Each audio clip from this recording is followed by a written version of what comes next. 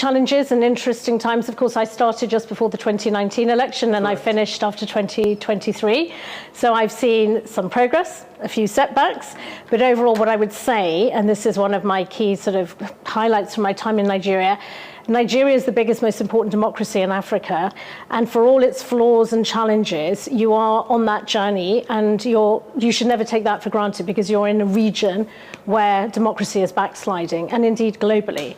But Nigeria sends a bit of a beacon of hope, and I know a lot of people are disappointed with the process and with the outcome, but I would say hang on to that important fundamental that people in Nigeria, your vote does count. Look at the different electoral map. It looks completely different than it did in 2019. Democracy is a journey, it's not an event. We're watching closely, along with other members of the international community, and those who incite violence or indeed act violently could be subject to a visa ban to our country, or we have other instruments, including our human rights legislation.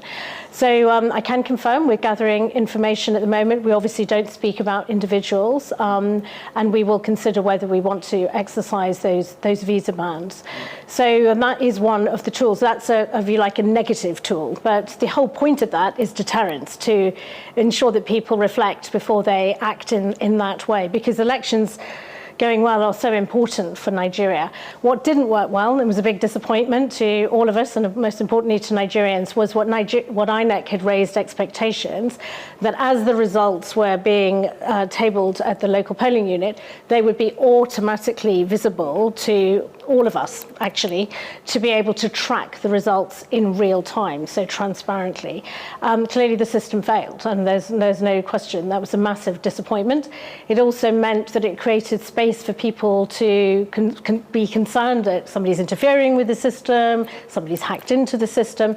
And I think one of the problems was that INEC didn't communicate quickly enough what the challenges were. And we spoke to the INEC chair about this, and he accepted that point, that they should have been able to communicate soon. But it was a failure, and I think it's been a big setback to INEC's credibility, frankly, and therefore people's confidence in the election.